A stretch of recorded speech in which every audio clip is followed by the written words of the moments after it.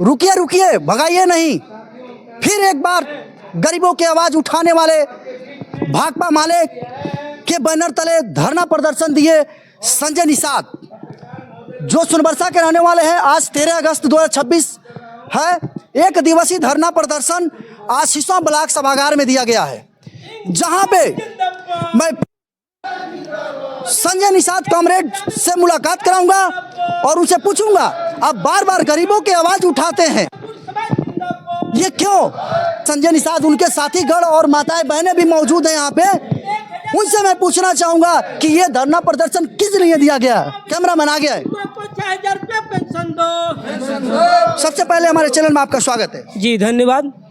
आप आज एक दिवसीय धरना प्रदर्शन हड़ताल पर बैठे हुए सिसवा ब्लॉक सभागार में, क्या मांगे हैं आपकी? देखिए, आज पूरे देश में अखिल भारतीय खेत और ग्रामीण मजदूर सभा के बैनर तले जो कि इस तरह के धरना प्रदर्शन भूख हड़ताल किया जा रहा है, उसी संदर्भ में महाराजगंज जिले की जिला इकाई सिसवा ब्लॉक परिषद में हम लोग धरना पे, एक दिवसीय के धरना पे बैठे हुए हैं।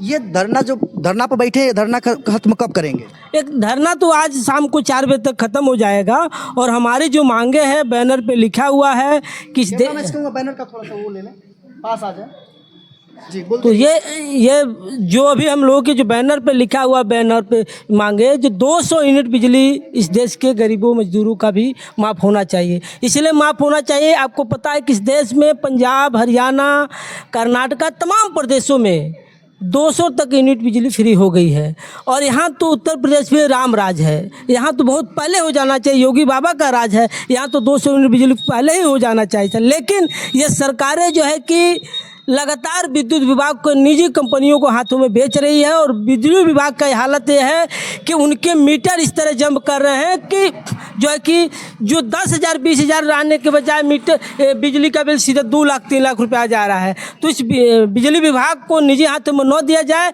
और 200 यूनिट बिजली फ्री किया जाए, इसके लिए हम लोग बैठे हुए हैं। और सवाल हम लोग का कर्जा माफ़ी का भी है। कर्जा माफ़ी, क्योंकि आप सबको पता कि इस देश में 18 लाख करोड़ रुपया इस देश के बड़े उद्योगपतियों का, जो सरकार के चाटुकार हैं, मोदी सरकार के जो चाटुकार हैं, उनके मित्र हैं, उनका जो है कि 18 लाख करोड़ रुपया इस देश के बड़े उद्योगपतियों का माफ़ हुआ है। उसी तर्ज पे जो गांव के ग्रामीण जनता है, खेत मजदूर है, किसान है, उनका भी 2 लाख तक के कर्जे माफ़ की जाए। इन सवालों को लिखे हैं, गरीबों को 5 डिसमिल जमीन दो।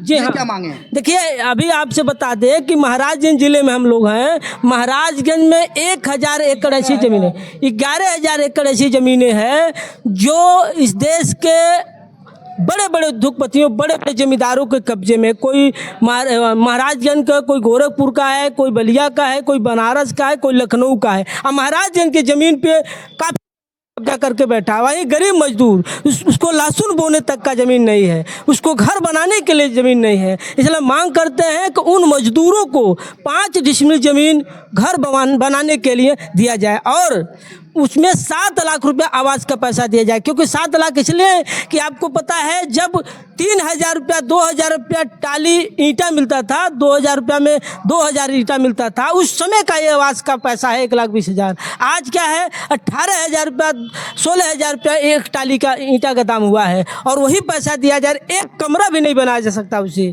इसलिए कह रहे हैं 7 लाख रुपया आवास का भी पैसा मिलना चाहिए। सर, आप कुछ कहना चाहेंगे?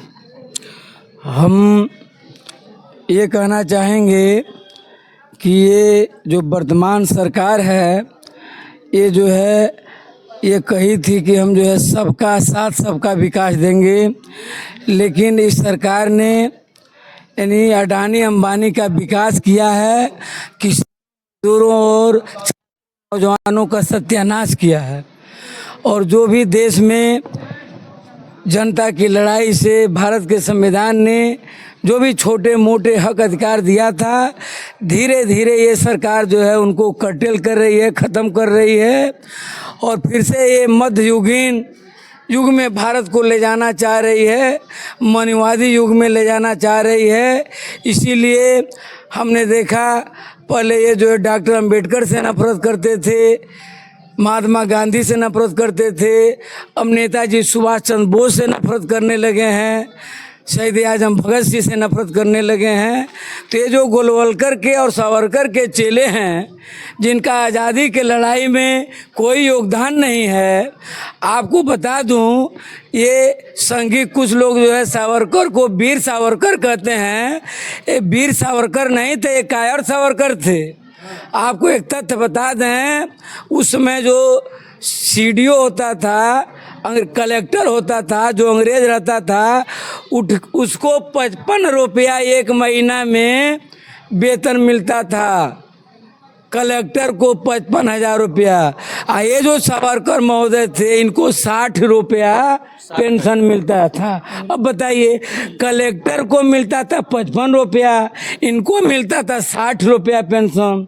तो ये जो दुर्भाग्य से जो धर्म के नाम पर, जात के नाम पर दंगाई और जहरीली, और इन्होंने नारा दिया कि सबका साथ सबका विकास, ये नारा जो है ये डस्टबिन में डाल दिए।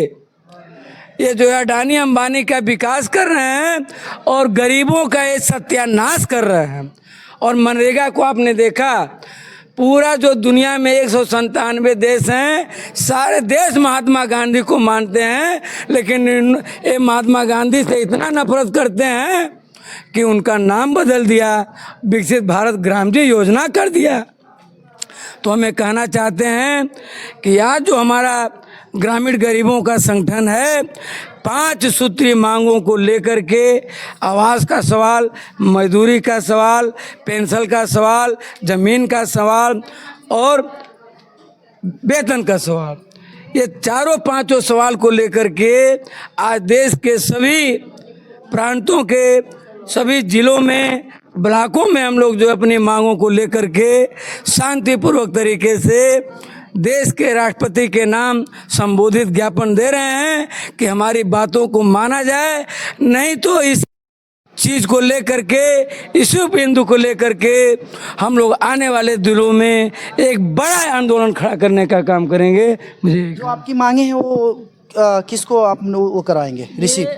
ये अभी ब्लॉक के कोई भी बीडीओ साहब या कोई भी एम्प्लॉय उनके आएंगे, उनको ज्ञापन दिया जाएगा। और हमारा ज्ञापन आप कब से बैठे, कब बजे से? आज सुबह 10 बजे से हम लोग बैठे हैं। अभी तक आए नहीं कोई अधिकारी? अभी कोई अधिकारी नहीं आए। वो BDO साहब हैं? बीडीओ साहब हैं कि नहीं है, बीडीओ साहब को पहले ही अवगत करा दिया गया है। उनको अपना लेटर मैंने उनको रिसीव करा दिया हुआ है उनके हो रहा है? टाइम अभी आप 1 बज रहा, 1:12 हो रहा है। 10 बजे से बैठे हुए हैं? जी 10 बजे से बैठे हुए। बिना खाए पिए? जी हाँ, बिना खाए पिए। तो देख सकते हैं अभी ये 10 बजे से बैठे हुए हैं धरना पे और बिना खाए पिए। साथ में इनके कितने बुजुर्ग माताएं हैं, दादी लगेंगे, चाचा लगेंगे, भाई लोग हैं यहाँ पे मौजूद, जो सुबह से ही बिना खाए पिए धरना पे बैठे हुए ब्लॉक में। लेकिन ब्लॉक के जो BDO साहब हैं, इनके कहने के मुताबिक ये है कि पता नहीं आए हैं कि नहीं, लेकिन अभी तक कोई अधिकारी इनसे आए नहीं मिलने। तो आप देख रहे हैं पूर्वा टाइम्स, कैमरामैन दिग्विजय के साथ राजन ठाकुर की रिपोर्ट।